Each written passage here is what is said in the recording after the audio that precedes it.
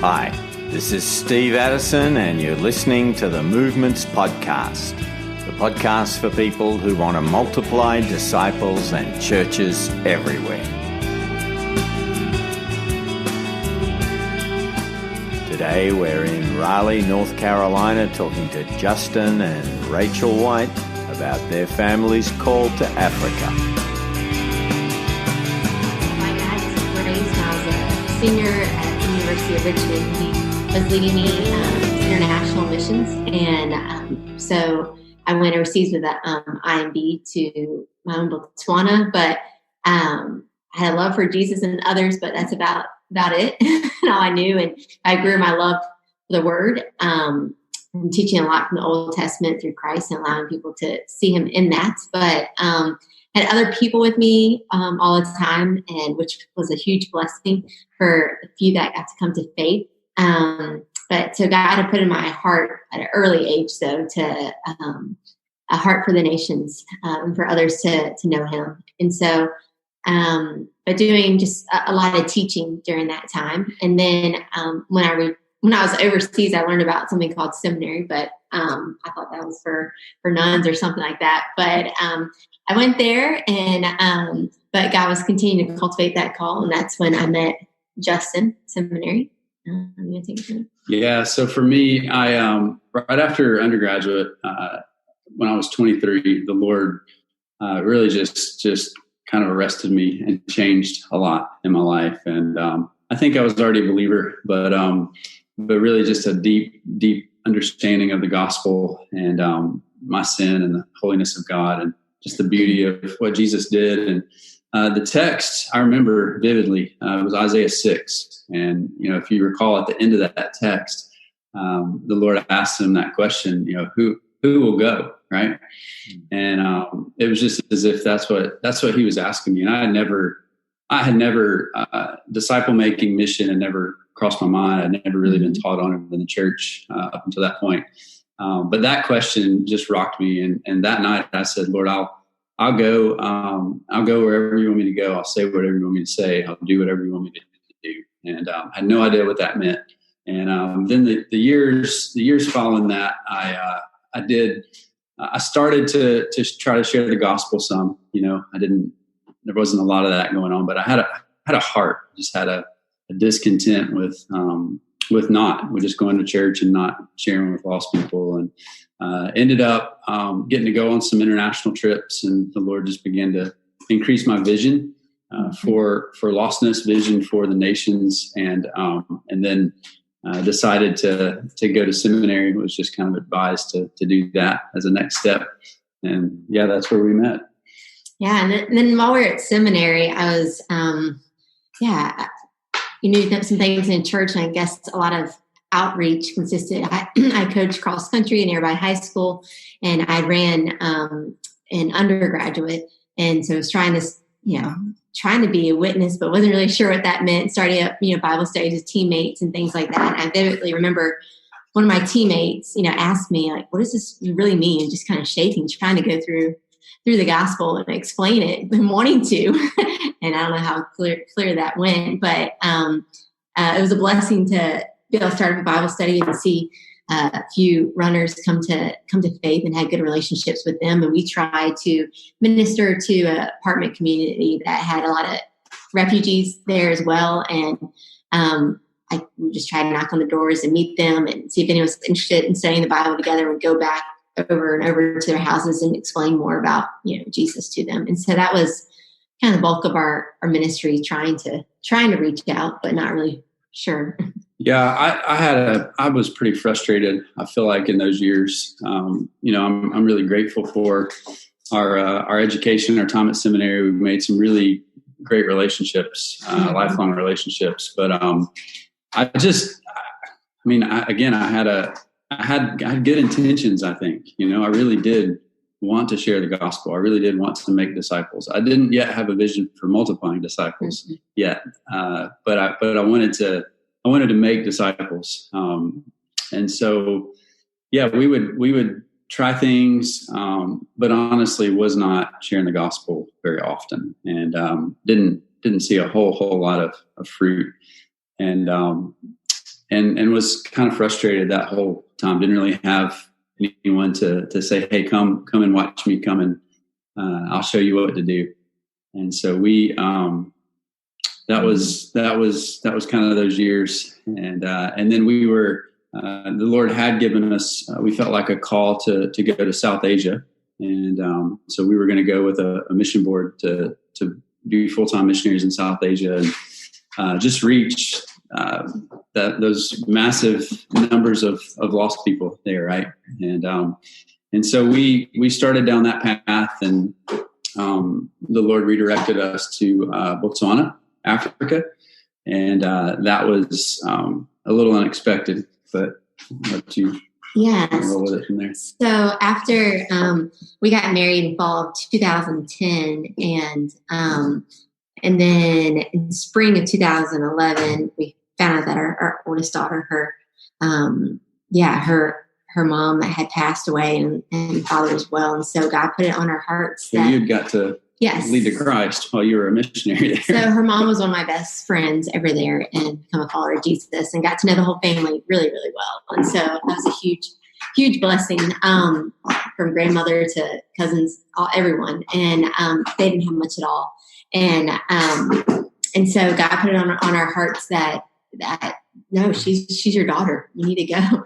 And so we went on some short-term trips, and things would go well when we're there, but there's no agency or anything like that for adoption to happen. So finally, after some time of trying that, God's like, no, you just need to pack up and go. And so we did, indefinitely, and not knowing how lots of things were going to happen. And during those years, God used it to affirm our calling as disciple makers, and then also to increase our faith a lot. We saw him overcome so many trials and challenges in so many different ways. And so that was a big season and journey of that. And by God's grace, got to see some people come to faith during that time as well. But I think just learning that our call and be disciple makers, and just increasing our faith and our love for him during that season. Yeah, I think for me it was significant. It really was literally and figuratively a desert experience, right? Where the Lord, he took us out of kind of a seminary context. We were at a really good church. We had kind of roles within that church. We had degrees, we had jobs. We had at one point a mission board and a plan, to be in India. And so all the things I think here in the U.S. that we value aren't necessarily bad things, with titles and degrees and plans. And the Lord really, literally in a night, kind of just took all that away when he directed us to Botswana. And so we landed there, and I had nothing. I mean, we literally showed up with our suitcases and no plan. We were living with another missionary for some weeks, and just didn't know how we were going to stay in the country. Didn't know where we would live eventually. Didn't know if we were even going to be able to adopt our daughter. All the while, a burden to share the gospel, and to disciple people, and to start churches and strengthen the church. And the Lord really stripped everything away from me. There was no ministry. It was just slow. It was dry. There was no work. I couldn't get a work permit. I have computer background, and that wasn't going to fly. Rachel ended up taking over a swim business that let us stay in the country, and so I was a dependent on her work permit. So that was humbling. But the Lord just stripped everything away from me in regards to identity, all those things that we cling to. And I remember clear as day, I was just praying and fasting, and it was in the days leading up to our daughter's adoption. So our whole world was just kind of spinning, but also thinking through ministry. And Mark 1:17, where Jesus says, "Follow me, and I'll make you fishers of men." The Spirit said, "Is that enough? Is this enough? Is this identity enough for you?" Mm-hmm. And I said, "No, I need that other stuff, And he just waited. He waited me out for probably weeks until I came back around, and was like, "You know what? It is, because this is who I am. I'm your son. I'm your child. your adopted child, which meant a lot in that season. But I'm also a fisherman. This is who I am, a follower of Christ and a fisherman. And so from there, just kind of, we didn't see a lot of fruit in Botswana, but he began to build us up a little bit and give us some ministry. And we shared the gospel, a good bit. And by God's grace, got to see a few people start following Jesus that we still work with today that are actually multiplying disciples and training there now. And, so it was a hard desert season, but God just began to kind of give us a heart and also show us that there was a gap in our training that we just felt like, man, we were just missing something. And because we didn't feel equipped to do what he was calling us to do. And so what was the gap? We didn't know it then. Yeah, you didn't. The practical tools and the big picture vision for the right steps, and then also that the end didn't end with us. the big picture, and so needing to train and equip others in the same vision and practical process as well. And so, and a lot of paradigms needed to be broken down from what we experience as church here to seeing it happen in the Bible as well, what the Bible describes as church. So a lot of that was being broken down and seeing that what we've known isn't going to happen here. Not that we were striving for that, but we didn't know what to strive for and didn't really understand how to put the Bible in those practical terms, I guess. Yeah, practical steps. I think the way I would say it is when we were coming out of seminary, going to the nations to be missionaries, I felt like the Great Commission kind of ended with me, if that makes sense. So I'm to do this. And I missed that little part about, teach them to obey. That's the whole point. It is multiplication. It is to be passed on, downstream. We didn't have tools or processes or even a vision that big. And so I think that's what it was. And then also just seeing things in the church there that honestly reflected even some experience with church here that I had lots of candid conversations with African brothers there about, I remember one in particular where we were talking about just different things that, missionaries brought the gospel, praise God, a lot of people have died taking the gospel to Africa and have laid a foundation, and we should celebrate that. But just saw that me in that season, I was giving them more than that. I was giving them a lot of tradition, and their observation was that had been happening for a while from Western missionaries. And so I asked one brother the question at one point. I said, what would have happened if we would have just brought the gospel and then just helped you like feed yourself from the word and not all of the tradition and the church culture and all that stuff that we brought as well. And his eyes just lit up, and he was like, well, I think we would be thriving right now instead of just kind of floundering. And a lot of the leaders felt handcuffed. Yeah. And so I think that's probably enough for gaps. Okay. What happened next? So after about 2 years in Botswana, and that's a whole nother podcast story, what happened there, but God miraculously opened up the Red Sea and pretty much sent us back to America. We weren't sure why and how and what was going to happen, but he did. We were joining some friends who were starting up a church plant in the States, and that we knew from the past, and it supported us well over in Botswana. And so we moved back to Raleigh, and just began to flounder, trying to transition so quickly with so many uncertainties, but and trying to figure out America, living and being a parent in America and what that meant and everything else. But and then just saw kind of pulled back into traditional church models that weren't freeing and allowing us to reach out to the lost, to the capacity that God had stirred up in our hearts.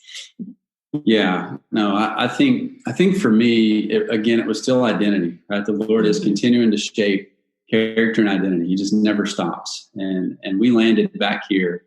And for me, just to be honest, with stuff that we went through in Botswana and just the lack of, we left Botswana in like a 48-hour window. So we got back here and had no plan. We were living in a friend of ours' basement for some months. And just had no clue why we were back. We just knew that I had heard really clearly one day in Botswana when we were praying, Lord, are we here? Are we here till our daughter's 18?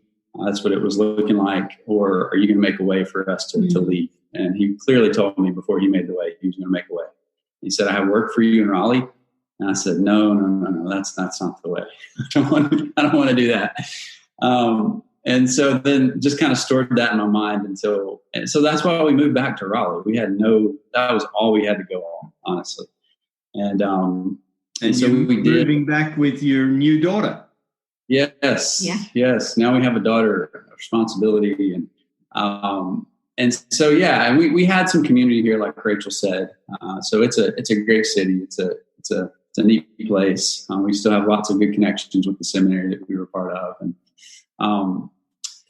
we just started this new journey of, I think, really figuring out how God had wired and gifted us. I had never, I don't know. I just had no idea.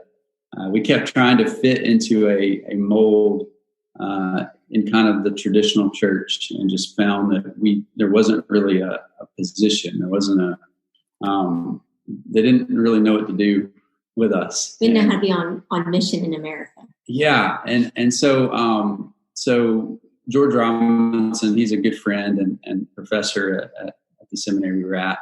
He could just see the frustration. And so he's like, hey, I think you should go and hang out with these guys in Tennessee, connected to this network called No Place Left. And he learned 4 fields on a napkin, and then went out sharing and saw, some people come to faith, and a Nepali guy destroy idols and all this stuff, and just like the weekend.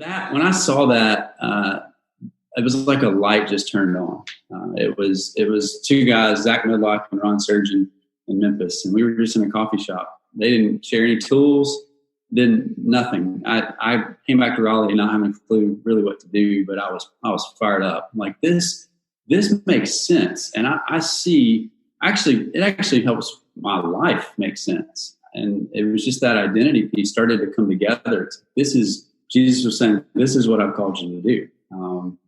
And who I've made you to be, really turned my world upside down and gave me a big vision for Raleigh. Like, man, we're going to go after the whole of Raleigh-Durham, the whole triangle. At that time, probably 2 million people, 1.5 were far from God. And, I quit many times, God, I quit. But somebody stands me up, for a follow-up Discovery Bible study, and I'm done. And then he talks me off the ledge, and so I think during that season our family was doing a lot of healing as well. The Lord was just healing us from some stuff that we experienced overseas, and so it was a really, I think, sweet.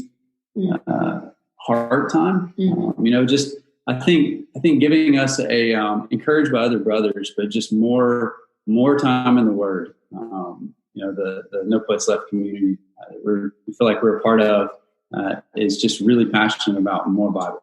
Let's get in the Word. If we have issues, let's go to the Word. A lot more prayer, a lot more fasting. That had not been a very consistent discipline in our lives, at least my life. And then became that as we just desperately sought to see God move in our city. And so as far as just skills, we just progressed. I mean, we shared the gospel a lot. We started to train other people to share the gospel. Very slowly, God would bring people into the kingdom, and we would get an opportunity to disciple, using 3/3 and just different Discovery Bible studies like Commands of Christ, and got to see a few churches start and gather together, and so got to use some of the really neat tools for church formation and church health, and then as we got into some leadership development, that's when the Lord kind of it was really a group of guys that started thinking through this idea of residency. So what would it look like to really just box off a season, an 8 to 12 month season where we really are taking people and investing deeply, wanting to see them grow, just like you said, head, heart, and hands, and both being practitioners, being missionaries here together, and then seeking the Lord together in community, and really kind of a true missional community or church, if you will. And through that, I think the Lord really began to kind of grow leaders in our city. And we saw a few people mobilize out of that. We have over the years, not a lot, not as many as we want yet, but we have seen it kind of fill our city with solid leaders, and that's kind of why we're where we're at, where we feel like we don't have much work.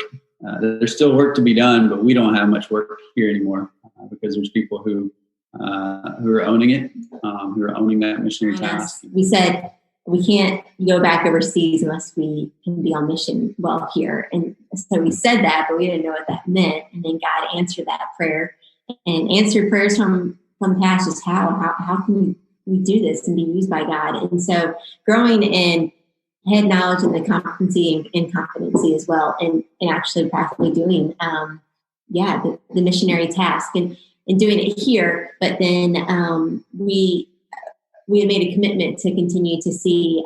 We thought that I'd be going back over to South Asia still, and we had a commitment though to continue to see Case's grandmother, and she had told us before the adoption, God took away my daughter, but gave me a son and daughter in place. And so she's an amazing, amazing widow of God who he's using mightily over there. But so we would continue. We went back to visit a year later, and we took a team and started implementing whatever we do to that extent back there with our brothers and sisters in Botswana. And it was just a joy and a blessing to see them and grasp the tools and coming straight from the Word and feeling empowered to run with the missionary task and not just have to be alongside us, but empowered to do it without us. And so that was just a huge blessing, especially on the last one when two brothers had come to faith, and so we just empowered them to baptize, and they weren't pastors or identified as that. And so just to see their faith strengthen through that and through these simple tools and their heart and vision for the lost around them, it just increased our heart even more for our brothers and sisters in Botswana and Africa, and just seeing how hungry they were for these tools that we had been learning in the States and coming from the Word in a way that suited their culture, because the Bible does that. It transcends culture and time and place and all that. And so that started stirring in our hearts a desire some years ago that we just started praying on, what does this mean, God, basically? And just started kind of asking around and looking and praying about that and seeing God start answering those questions about his next step for us in our lives. It was really a 4-day, Four Fields 4-day intensive that Troy Cooper invited us to, I think in 2016 down in Florida. Mm-hmm. And Jeff Sundell and Chuck Wood. And we've been about a year or so later. Yeah. And so we just started meeting a lot of these guys and just seeing brothers that are ahead of us, in the race, they're just giving their lives for this vision of no place left. And I think I think it was really there that everything kind of a lot clicked for us, and then we came back just really free. We felt like we were free to pursue who God had called us to be and what He'd called us to do here in Raleigh, and that's really when we started to run after some of the residencies and starting churches and things like that. Yeah. We never thought we would end up in Africa long term. We came back from Africa the first time thinking we'll be in Raleigh a few years and then we'll go to South Asia. That was our plan. And I don't know, maybe a year and a half to 2 years ago, the Lord just started to put Africa on our heart. We stayed in contact with missionary friends over there that got some training, some Four Fields training about the same time we did as we left Botswana, and they were moving into a different role in Kenya.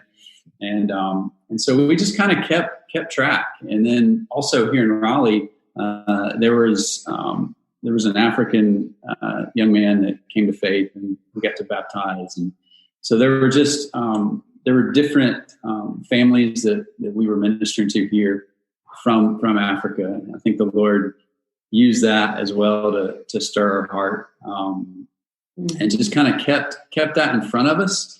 And then, just wasn't really looking for it, but starting to sense man, there's something else. And so then Rachel and I went on a vision trip last summer to Kenya, and just asking God if this is, we had a few spots picked out as the Lord has helped us understand kind of how we're gifted in the kingdom, with equipping others to run much further. Then we just kind of went into this trip with that in mind. So God, where will we fit? Where can we, if it is Africa, if it is this massive continent, where can we be most effective for you? And it really became clear during those few weeks there in Kenya that I actually really resisted that, to be quite honest with you. I'm like, Lord, every missionary goes to Kenya. That's what everyone does. I'm not going to do that. I don't want to go there. I don't want to do that. This is so not an original story. But as we were there, Steve, just we got to meet. The Lord just put this strategic line of people in front of us, of African brothers and sisters that we got to hang out with, and we got to hear their hearts. And I asked everyone I could. I'm like, is there a role for me here? Like, is there anything that I can do to serve the church here? And time and time again, we heard God's moving in East Africa, and we heard big vision. We heard, man, we want to reach Kenya. We want to reach the Horn. We want to reach Africa. And then we heard, but we need help. We need encouragement. We need to be told we can do it. We need simple tools, everything from gospel to especially discipleship to strategy development. And as we were there, the Lord just, conversation after conversation, yes, this is. They basically kind of wrote our job description. We feel like as we were there, and so I think we left pretty. Yeah. We asked the kids to pray about it as well, and they felt firm in God's calling as well, and so that helped encourage us and support us that this is the next step. We are. So we're going with E3 Partners, and then we're actually we're gonna attach to an IMB team there on the ground. We have a lot of friends that we're going to be working closely with, and so we're excited. We're really excited. I guess the vision, Steve, is for us is the continent. You just look at I think what's close to 1.3 billion people, and but there's a mission force there, right? Conservatively 400 million that are evangelicals, right? That are just, what we're seeing is many are eager to reach the rest, not just in Africa, but to the ends of the earth. And if you're enjoying the Movements podcast, don't forget to leave a review or spread the word on social media. This is Steve Addison for the Movements podcast.